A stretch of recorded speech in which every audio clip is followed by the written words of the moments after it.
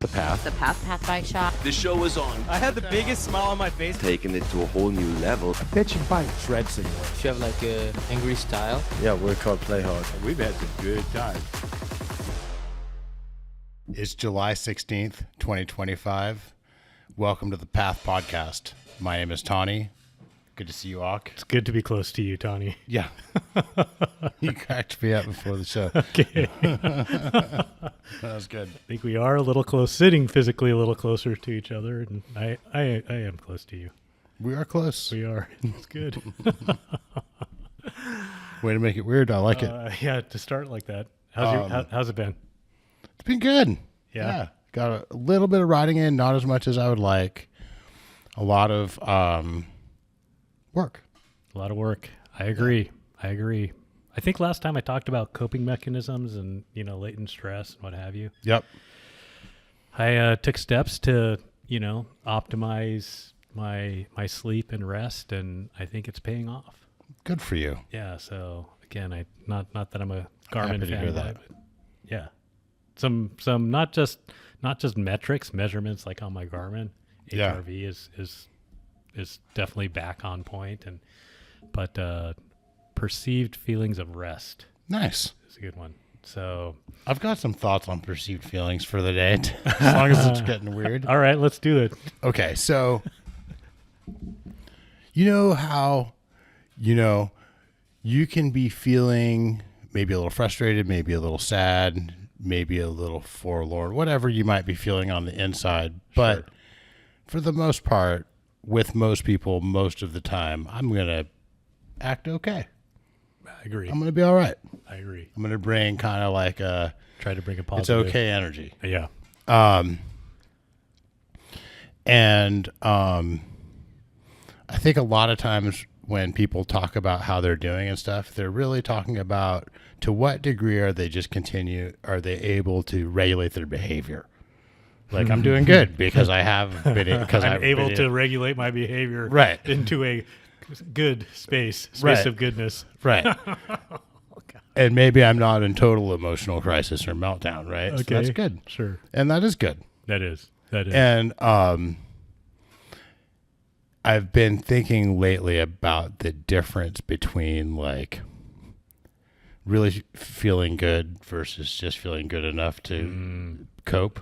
Right. And it's so slippery and elusive. And there was one of the many little points in this kind of thought process I've been on with this is on Huberman, on his podcast. Yeah. He talks about this experiment where there's two rats. Okay. And they're both on rat wheels. Yep. And one of them can run whenever they want. Yep. And the other one, rat number 2, has to run when rat number 1 runs. Oh, okay. Right. So they both run the exact same amount through the experiment. They have the same lifestyle. Right. But the other one is controlled. Rat number 1 gets all the benefits of healthy lifestyle, and rat number 2 gets PTSD. Oh, wow. Right? Yeah. And then there's all the little layers of like to what degree when I get up and go to work am I rat number 1, am I rat number 2? And a lot of that is just how I choose, not how I choose to experience it, but how I manage to experience it, or however you want to say it. Yeah, exactly.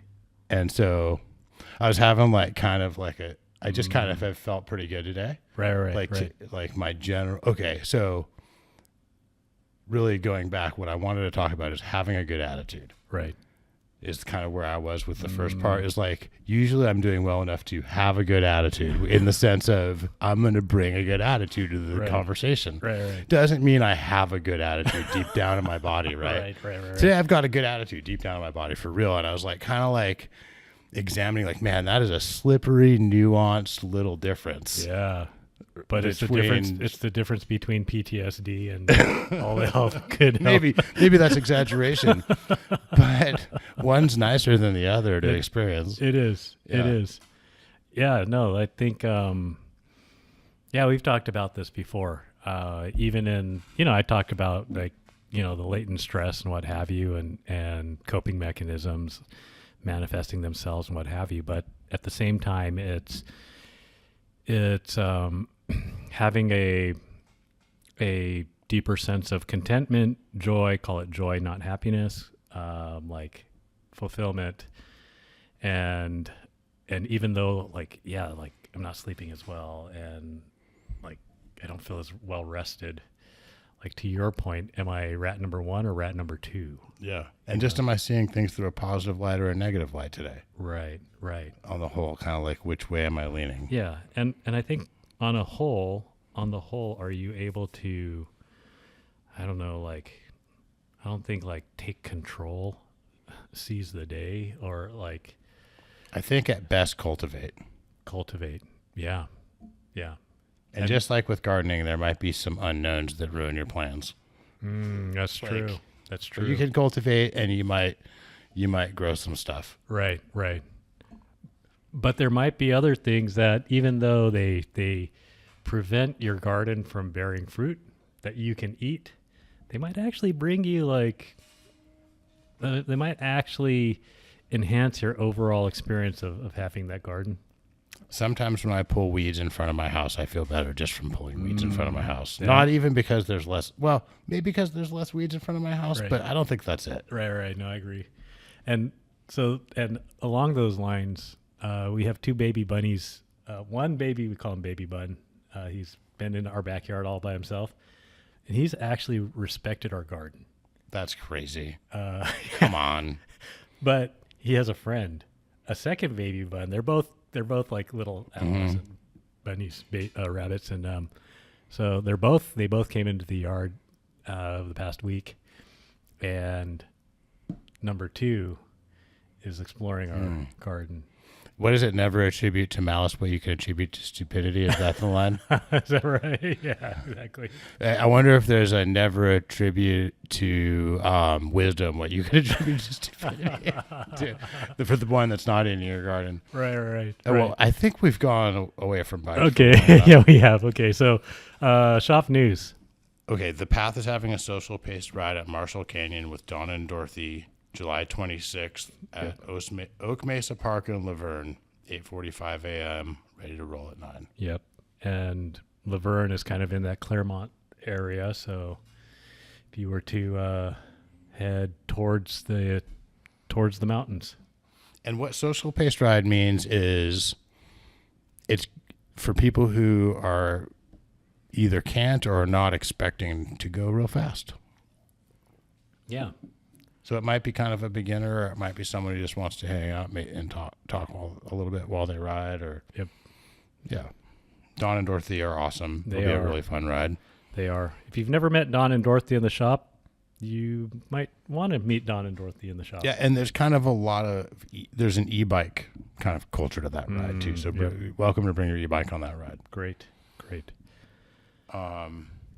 Path is looking for resumes from bike techs. Okay. So, if you have experience as a bike tech and you want to work in a shop that works on a lot of, we only work, that's an exaggeration. We don't only work on high level mountain bikes, but we mostly work on nice mountain bikes. Right. So we do a ton of rebuilds on Fox and RockShox product and other suspension and seat posts, and we build wheels, and there's definitely a learning opportunity for most techs here. There's benefits, healthcare, retirement. So send us your resume. Yeah, that'll be great. I hear, a lot of. I love the layout of the new shop, the new workspace. Yeah, this is not. I forget that some things that are kind of normal for us are not normal, and I forget to pitch them. Mm-hmm.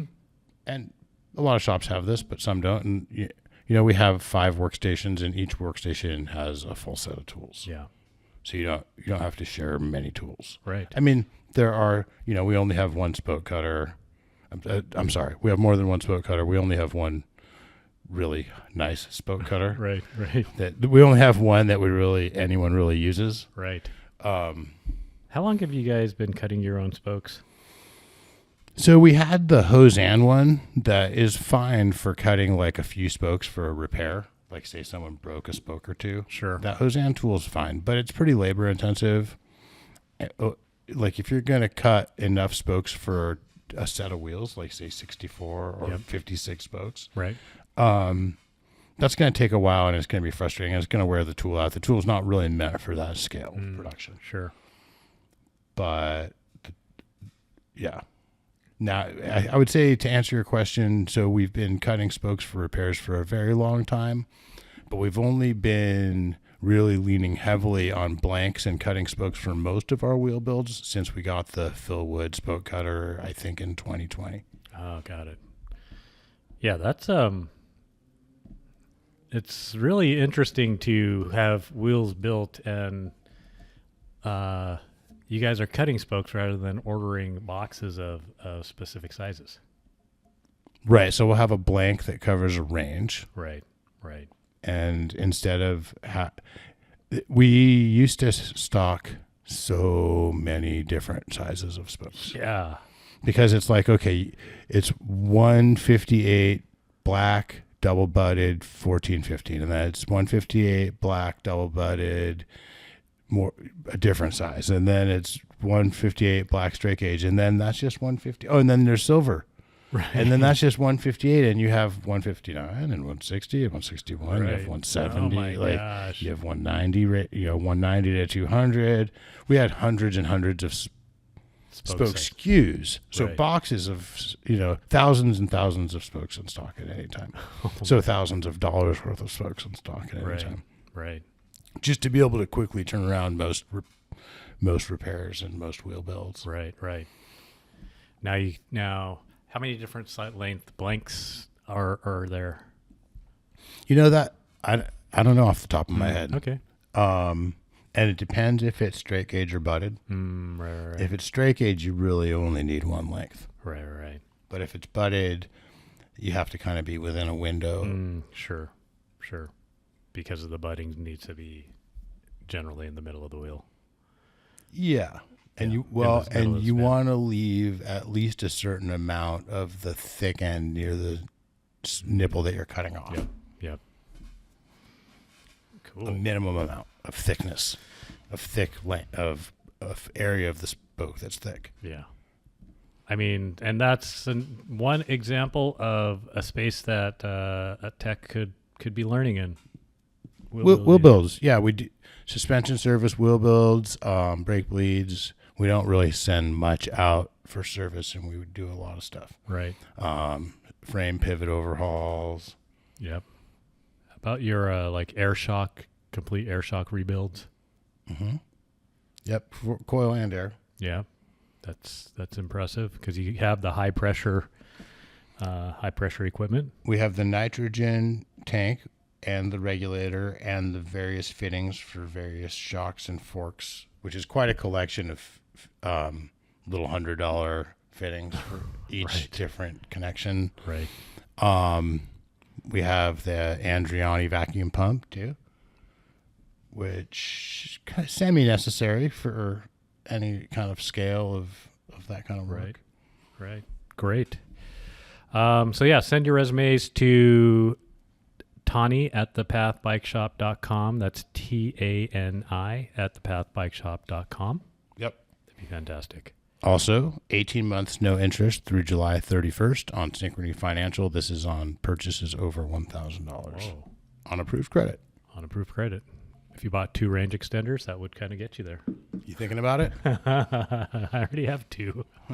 You could start juggling range extenders. Start a show. Exactly. How about the Women's Wednesday rides? Every other Wednesday till daylight savings time. Right. And we still have a while.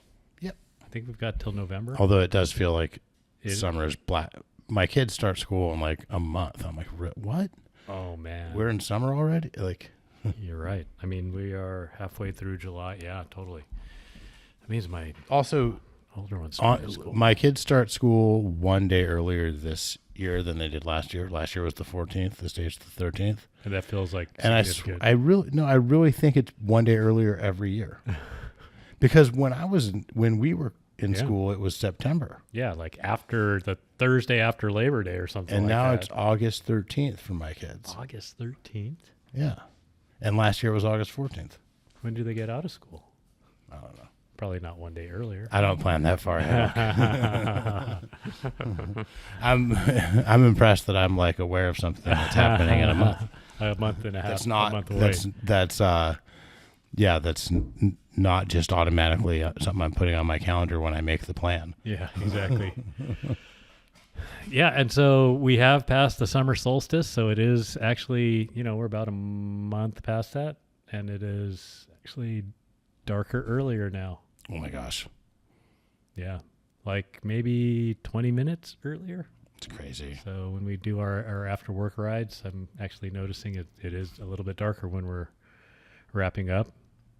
And also losing the ability to start a ride at 5 o'clock in the morning. There's a brief period where you can start riding at 5 with no lights. Yeah. We're almost through it. We're almost through it, yeah. Oh, pretty much. sorry, Yeah, exactly. There's very few people who are out there at 5 o'clock in the morning. What other rides? Are we still doing the Thursday? Yep. Every Thursday, 5:30 roll. It's different spots, different Thursdays. You can text us or check our website under ride and shop rides. Yep. See where we're riding. Yep. Great vibe on those. Even though I've never been on them, I've talked to people just after the ride, and They're getting a really cool turnout.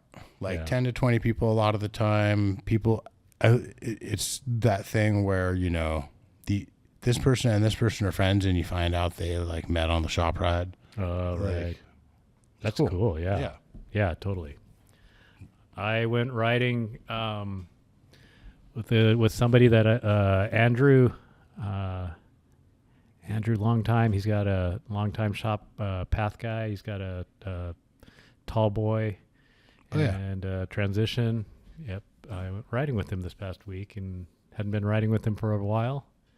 We'd been riding probably for 10 years before we realized we work in the same industry. Yeah. That's funny. So, yeah. I have to remember to call him Andrew at work instead of like Drew. He has to remember to call me Eric instead of Ock. That's funny. So, it was a good ride. We would talk a little bit more about that after we get through shop news. Yeah. Phoenix frames in stock. Oh, man. People asked us a lot for when those are coming. We didn't know. Now they're here. Man, Phoenix frames. That's an exciting bike. Pivot Phoenix. Idler. Yep. Man, that's exciting. I want to ride mountain bike Alan's Phoenix. Oh, he has one. He does. Whoa. Yeah, I'm sure he's loving that right now with the parks in full speed ahead. Yep. Also of note, I got to ride my Bullet with the 100 Newton meter update. Whoa. I got a special preview from the folks at Bosch. Wow. It's kind of crazy. Like, you know how we mostly ride at full boost? Yeah. And if you think about it, maybe that means, like, I always have this theory that if you're always, like we were talking about with the handlebars, like if I'm always running the bars as high as they go, Yep. what is higher like? Right. And why can't I go higher? And like, what about people who are like, am I really the one who needs them the highest, even if this is the best for me? Right. And like power too, it's like if I always have it all the way up, like, do I have enough power? Right. And it's like, kind of reminds me of a comment someone I used to know made about people who have Honda Civics, how they just floor them all the time. Right. I think I was one of those people. And it's like, it only goes so fast, so you floor it and it works out fine. Right, exactly. That's awesome. So it is fast. Like going up chutes. Yep. How would I describe it? Like, it was exciting. It was exciting going up chutes. That's what I would say. Oh, and another thing is, sometimes people get on e-bikes and they're like, man, you got to have some spikes. You got to have some bike skills for this. This thing's fast. At 100 Newton meters, yeah. Really? At 85 Newton meters, right. They've said that to me. And really like truth be told, despite like my attempt to not think like this, there was this part of me that whenever I hear that, it's like almost like, man, like, really? Okay. Right. Okay. But I kind of almost had that feeling like, man, you gotta have you gotta be on it. You gotta stay on top of this thing. Climbing. Yeah, Oh my gosh. yeah. It's punchy. Yeah, because whipping around the Yeah, and even just like on the not so steep parts of chutes climb, and even some of the steeper ones, like spinning out, right? no, just going fast. Oh man. No, it's not that you're spinning out and losing control that way. It's that you're going a speed where a small mistake could be a big mistake. Oh man. You know what I mean? Yeah, Because completely. and really, that speed on a mountain bike is like 15 miles an hour, Right. probably, or something And like you that. could be hitting. Not you. saying I broke the speed limit, Right. Like, Oh man. just saying maybe you could. Right. Oh man. Yeah. So do you think never you're would gonna- admit to a crime on the podcast? Right. Would you ride it in full boost at 100 all the time? You know what I didn't? So the ride I did was not super long. I did like 3 runs at Oaks, and I would say that I think I used 2 bars of energy. It's tough for me to say how much more energy it's using yet. Like we need to go do like our really Wednesday ride, calibrated yeah. ride that we've done so many times, and we really know what to expect. Right. And that we often finish near 0 battery sometimes. Yeah, totally. And go from there. Yeah. But I suspect that I would have to turn it down to get like all the runs after work before sunset, Yeah. unless I had a range extender, maybe. Just because, okay, a couple things, like you're doing the same amount of work just faster, so how much more energy does that take, right? Like, Yeah. I don't know. Right. Yeah, so that'll be interesting. Like I wonder if you could, from a times perspective, get with a range extender, get another run in before it gets dark. Do you think we're doing 4 runs in an hour and a half? Is that about I the think timing? that's about, yeah. Okay, so if that's true, so that's 90 minutes. Yep. And then 15% more than 90 minutes. Or wait, how am I thinking about this? 15% less than 90 minutes would be maybe how fast we would do it. Right. Which would be 76.5 minutes, which would lead us 15 minutes, which is just about Enough to do a run. almost. Yeah. I think maybe 20 Yep. Like or so. 20 times 4, 22 times 4. Yeah. 22? I think it's like 22 minutes a run. Yes, 22.5. So you could Yeah, pretty much yes. Like you could extend your ride from 90 minutes to like maybe 97 minutes and get an extra run. Yeah. Get 5 runs instead of 4. Oh my gosh.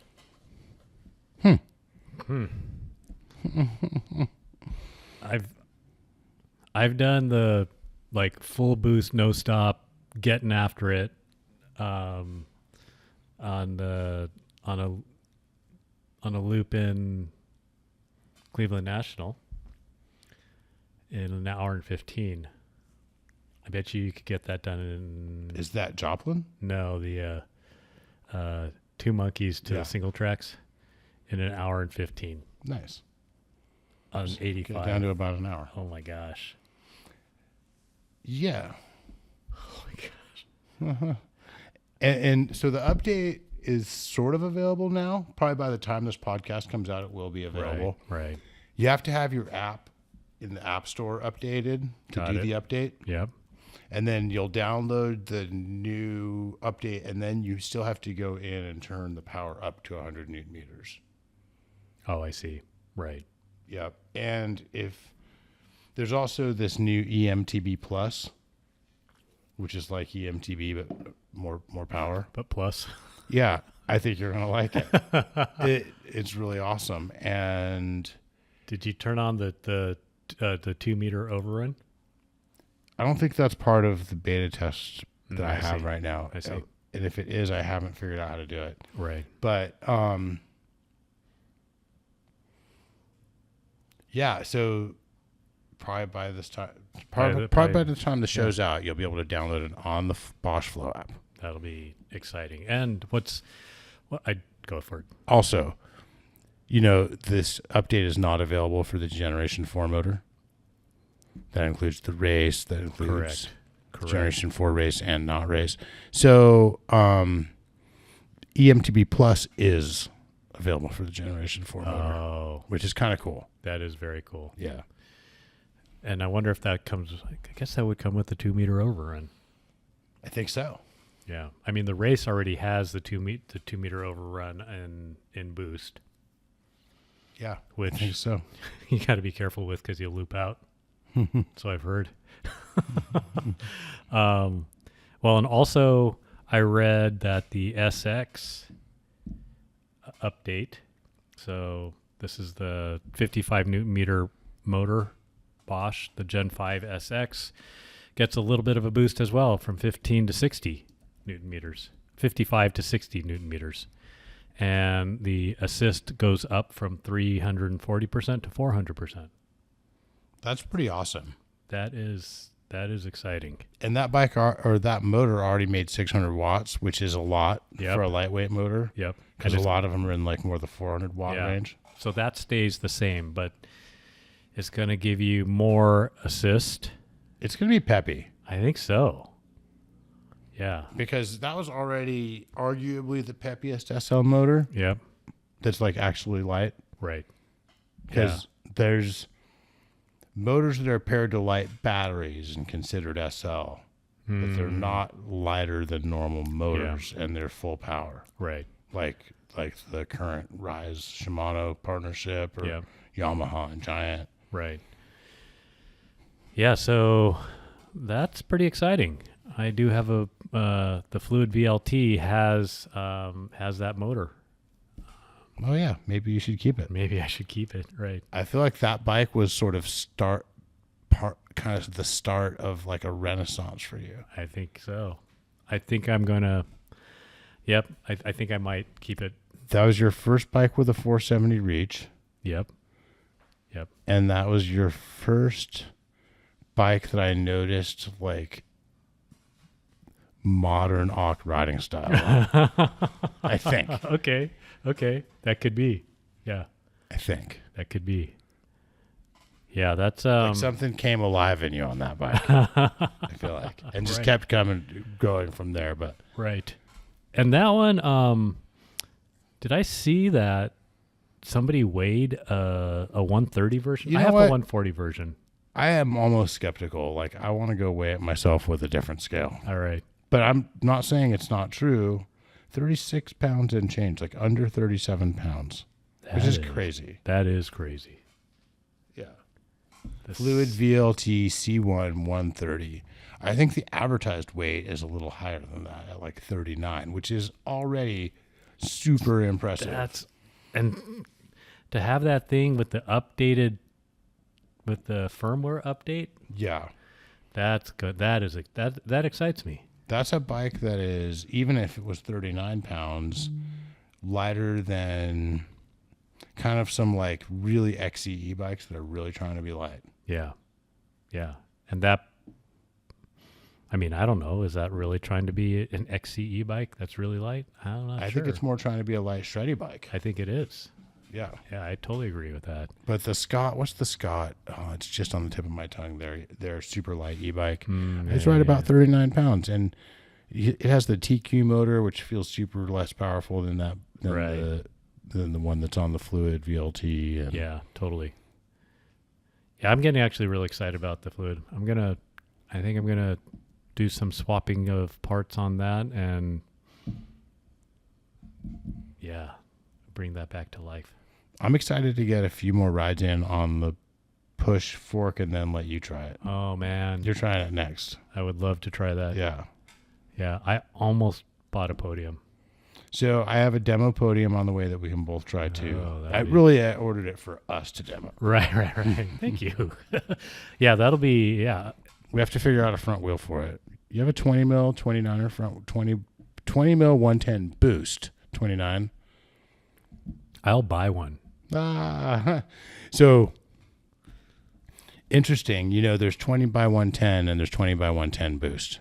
Oh, And yeah, you're right. both fit the same forks at the axle, Yeah.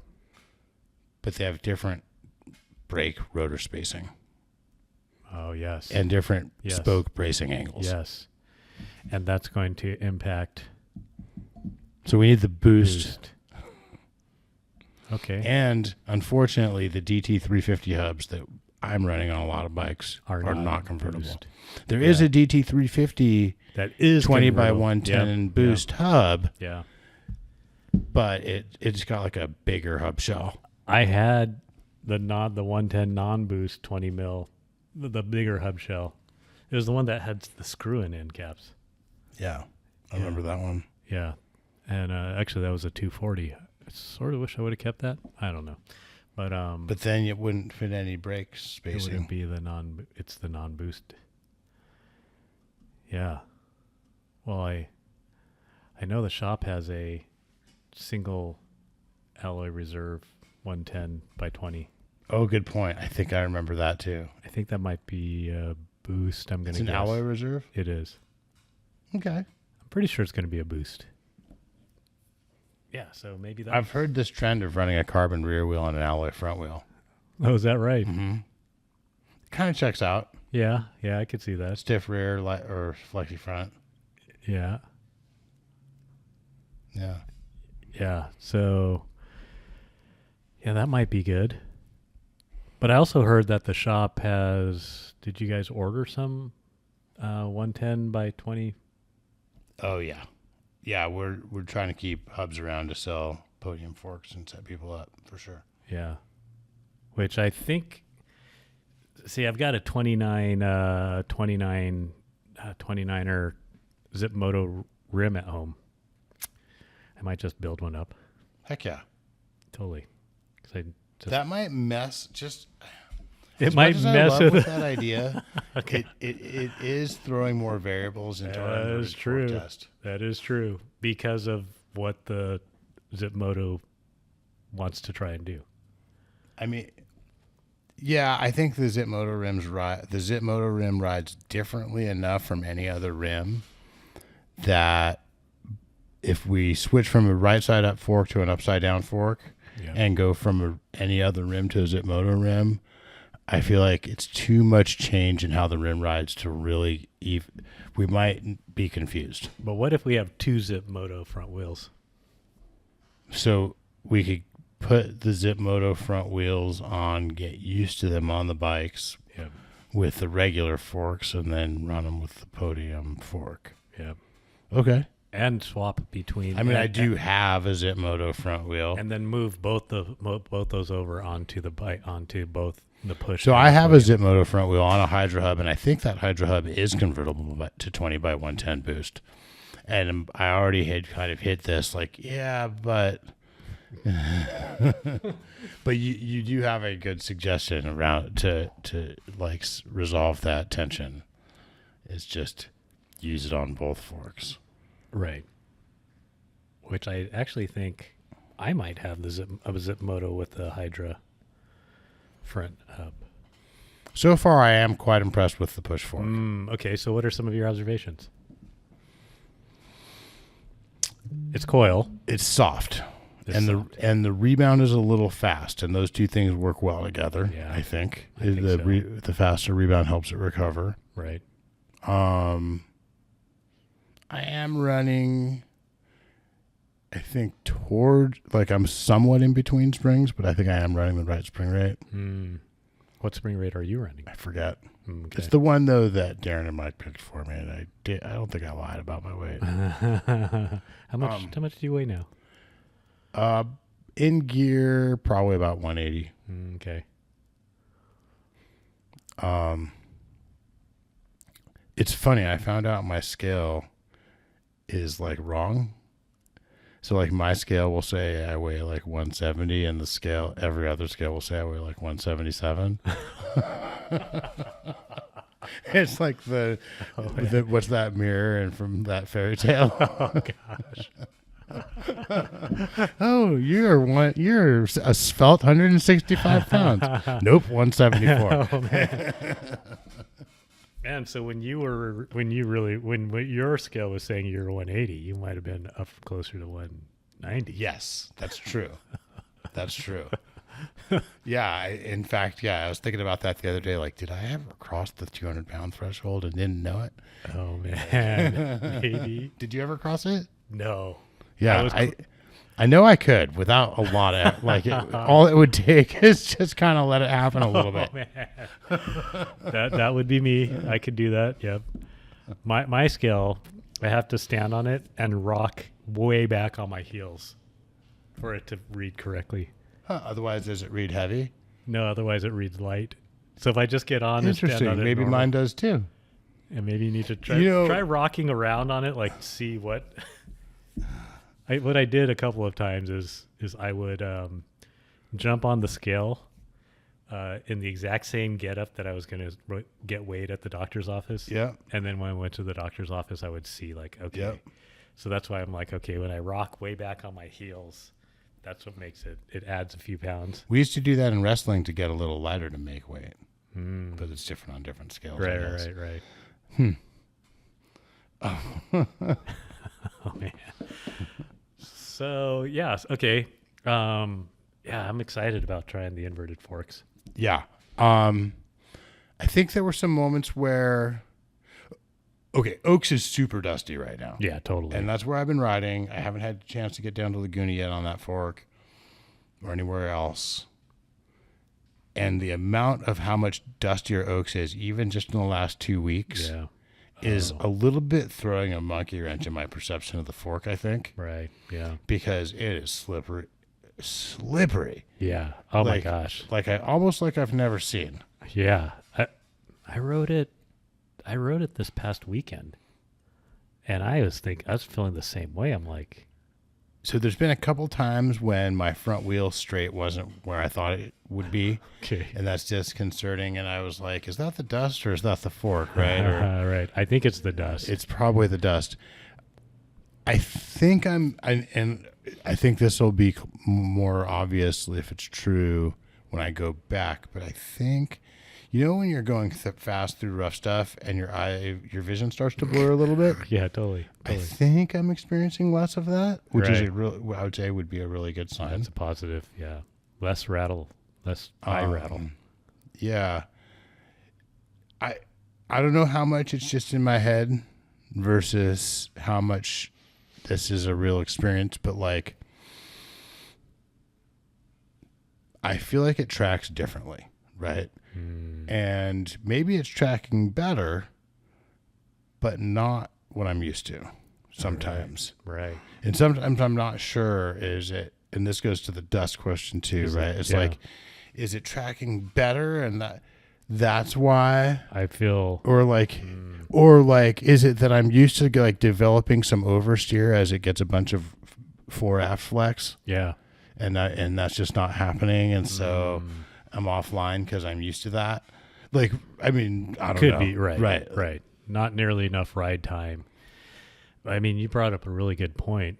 When you have greater fore aft flex, what is the compensation that you go through? And we've had less and less of that, I think, as forks have evolved. Yeah. Well, you don't have to get back as far, so you can weight the front wheel better. And I would say the front wheel weighting is more consistent. Yeah. And when the fork starts to kind of oscillate from fore aft flex, there's not, I don't know, much to do to other than just like be glad that the brake bumps you're making, you're not riding them yet. Maybe the maybe the less. Because I think that's how brake bumps are made. Kind of. Oh yeah, I think so. Maybe some of the fore aft flex or less fore aft flex is what's causing less eye rattle. You could see that. just over and over. Yeah. And if you get that rearward flex, it binds up the bushings. Kind of increases the effective head angle. Yeah. Yeah, totally. Oh man, that's exciting. They look way better. Upside down. They do. They look better.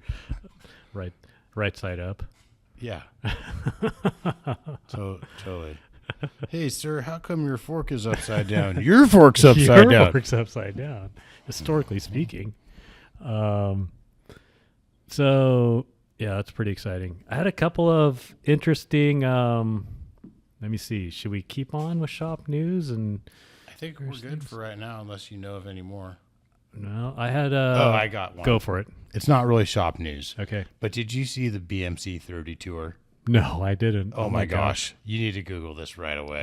Okay, I'll Google this right away. So BMC made this prototype bike, and it is awesome. The stem mounts to both the crown race and the upper headset area because it's in front of the steer tube, not above it, to get it lower for 32-inch wheels.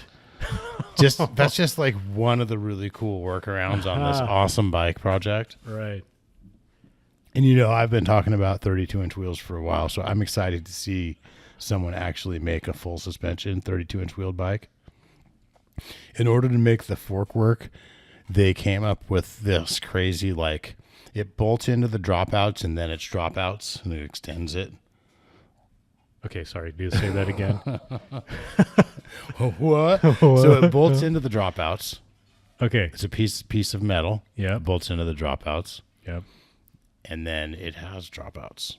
And it extends the length of the fork. Oh, man. And I think adjusts the offset too. Whoa. Right? Yeah. Oh, my God. They have all these cool things that they did to make this bike work. So, yeah, if you just Google BMC 32, or you should be able to find it pretty good.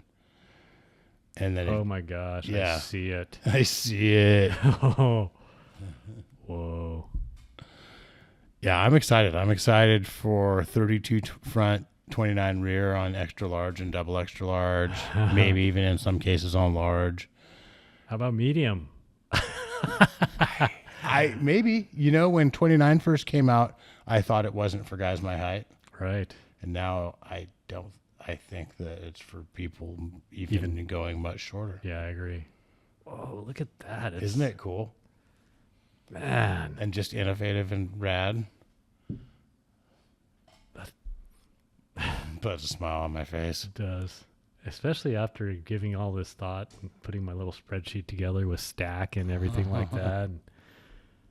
Man. Yeah. Look at the drop on that. The drop's got to be pretty well. It does look like that rider has a very tall saddle and a lot of handlebar drop. And my guess is that they're replicating what he's used to on a 29er. Right. Oh, man. Which is what we did at first on 29s, too. We tried to replicate 26-inch handlebar height with all kinds of crazy upside-down stems. and negative rise bars that had like a down taper. Right. Like, Yeah. I mean, the Pro XC guys have those. But yeah, that is so interesting. Yeah. So, you guys think you ever become a Salomon dealer? What? Running vests and shoes, you know? I don't know. Because, you know, riding vests are a thing, right? You got like Camelback and what have you, and it looks more like a vest instead of a pack. And you can put, you know, the soft bottles in the chest pockets, and then it clips together around your front. A while back, I bought a Salomon They call it the Advanced Skin 12. So it's a whole series of running vests. This one's the 12. It's got the most volume storage. It can hold a 2-liter bladder, but you don't have to. It holds 2 500 ml soft bottles in the front pockets, all kinds of different pockets. But what's really interesting, the entire thing is a little bit stretchy. Cool. And even it's held together here in the front by a bungee system. And so instead of having like two half-inch webbing that kind of tightens down, it's got a bungee system. And so when you bring it together, the whole thing kind of will move with you here, like across the front and then across the back. It's pretty much the most comfortable running vest I've ever used. I don't even get the like rubbed raw in the, and so I rode that. I rode with it for the first time this past weekend, and I did the 2 monkeys with the backup to the single tracks. So it was like 20 miles and 3,600 feet of climbing. We took our, it was about three hours or so. Just extremely comfortable, amazing. The riding vest is a great option. If you want a crossover vest, this Salomon Advanced 12 or the whole Advanced series I really have been into it lately. I'm looking at it online right now. Looks pretty cool. Yep. It's got the food storage. You can put it like here. It's like very low on your hips. And then it doesn't zip, but it just slides around to your back. So your food storage is kind of in these accessible pockets that slide around to the back that you can get to pretty regularly. So that was one kind of cool like test this weekend. The other thing I noticed was I rode my Trans Advanced SX with the 155 cranks, and I hopped on that, and when I was pedaling, never once did I feel like short cranks. Yep. Yeah, it's weird how you can adapt. That was a really good feeling. And just all day. 155. 155. Yeah. I still have that sense on the 150s. That they're short. A little bit short. Mm-hmm. I think I'm starting to lose that sense. On the 150s. I think so. Yeah. Yeah. I would love to get 150s on the e-bike. Yes. I think 150s on the e-bike is going to just very quickly move me into 150s. So yeah, that was really cool. Cool experience. Great to be pedaling push bikes again on longer distances, little longer distances. Yeah, it's good. Good times. Good times. You see the pink bike handlebar test? I did. I think neither of us are surprised to see that the 1-Up came out to be the best vibration absorbing in their test. Yep. They put an accelerometer near the stem. Yep. And another one near the end of the handlebar. Yep. And they used the difference in movement to determine vibration absorption. Yep. Yeah, and I mean, it comes as no surprise that the 1-Up alloys were less absorbing than the 1-Up carbons, significantly. Yeah, the surprises for me in the test were how well the Renthal did and how poorly the Race Face did. Right. Yeah. Surprise. I am a little surprised. I am trying a 160 non-cut down 160 1-Up carbon. Is it the most compliant bar you've ever had? It's the most compliant bar I've ever had, Tani. I would think it would be. It actually is. Yeah. That's why we're so close. Exactly. Yeah, because I've been riding either a cut down 800 or a cut down alloy. Yeah. I mean, the cut down alloy, to me, it was noticeable because I was started riding that when I was still able, or had been doing some longer descents, like Cleveland National type of descents. So, yeah, just kind of feeling, I was like, man, I haven't felt like just that type of fatigue in my arms in a long time. Which bar was that? That's the alloy. Yeah. Oh, right. You know, but those are like 12 and 15 minute downhills. Yeah. So, but yeah, I guess no surprise. That's really cool that they did that. That they did that test. Yeah. I'm glad someone finally did that. Yeah, I have personally. I think I have the bars and the spacers to get all my bikes to the stack to be the same stack height, which is actually very good for me these days. So what rise bar is that? It's either a 20 or 35. Okay. Depending on the stack of the bike. And depending on the stack of the bike and the how the head tube and how much I cut the steer. Right. So how many spacers? It just depends on the bike. Really. So if the handlebars are 20 to 35, you're running maybe 10 to 20 millimeters of headset spacers underneath? Probably 20. Yeah, 20. Around 20. Around 20. And on one of the bikes, I actually need to swap the The bars. equivalent of you bought a new Santa Cruz and put all the spacers under the stem. Yeah. On my SX, I want to move the 35 mil over to it because right now I have all the spacers under it, and it with a 20 mil rise bar, it's not enough. That checks out. Yeah, that's cool. Yeah, it's cool. I really like this. I put together my spreadsheet, and I shared it with you. I also did a little calculation on the spreadsheet that shows the change in wheelbase when you put a longer fork on.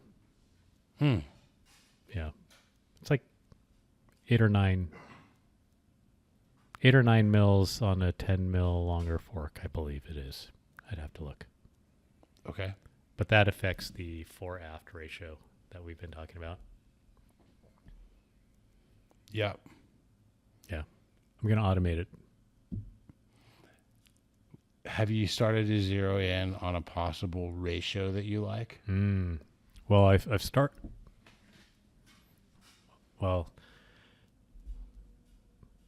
think 6.649. Well, that's what the bullet is right now.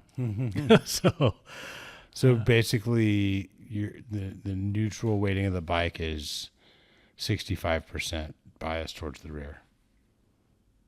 Correct. You know what?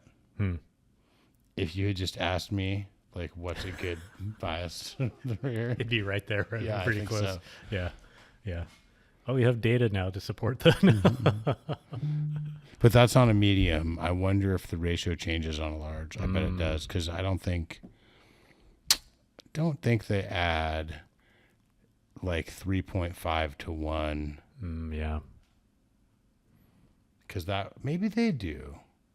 So if there's 20 millimeters longer reach, you would add 7 millimeters. Maybe they do. Maybe it is scaled. Well, and here's the thing too is, like maybe yours and mine's ratio is about the same because our legs are about the same length or about the similar height. So we do have similar torso and legs. But say someone is the same height as us but has like way longer legs and a shorter torso. Does the ratio look the same? Yeah, I don't know. I think it depends how that leads to their weight being distributed. Right. In general, I think it's going to lead to their weight being distributed maybe slightly further back. That's what I would think. So maybe the ratio should be pulled forward a little. just to keep keep it 65, right? I don't know. The magic number that The we magic number. That's cool. That's good stuff. I think that's a podcast. I think it is. All right. Thanks, everyone. Let's all remember to love the bike we ride.